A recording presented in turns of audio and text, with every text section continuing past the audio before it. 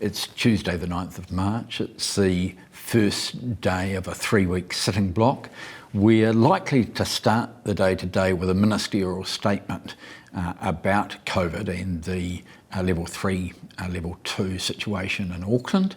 That means that the Minister can make a statement for up to 5 minutes, and following that, each of the specified party leaders can either ask questions or make statements or do a mixture of the two for a period of 5 minutes as well. It's a new system where questions are allowed and responses are allowed, and it will be interesting to see whether or not opposition parties pick up the ability to do that under the new standing orders. We'll then go into oral questions and a law to the Minister of Finance about support to business during the recently increased COVID levels. Judith Collins to the Prime Minister, whether she stands by all the government's policies and actions.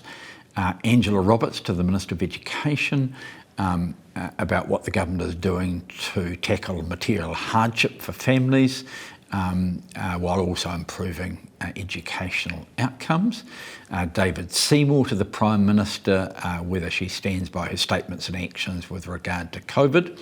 Steph Lewis to the Minister for Social Development, what support has her ministry given to people and families affected by COVID. Andrew Bailey to the Minister for Infrastructure about how many of the projects announced by the government has construction not started on. Eugenie Sage, the Minister for Oceans, how many habitats of particular significance for fisheries management have been protected under the Fisheries Act in the last 10 years. Willow Jean Prime to the Associate Minister of Education, what initiatives has the government recently announced to remove barriers to participating in education. Chris Bishop to the Minister for Workplace Relations and Safety about whether the government has started a fundamental review of the COVID leave scheme and what changes are proposed. Tamati Coffey to the Minister for Emergency Management about building the capacity of that workforce. Chloe Swarbrick to the Minister of Health about minimising harm from drugs.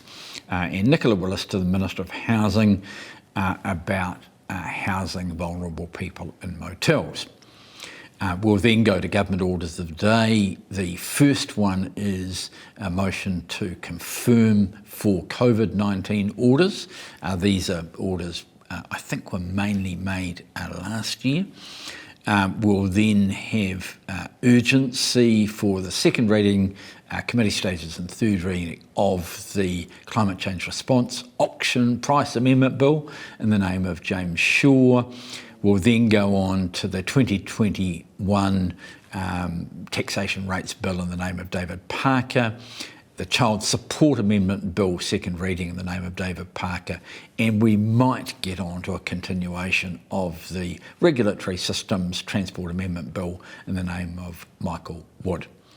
We'll be back here at the same time tomorrow, hopefully for the first Members' Day of the year.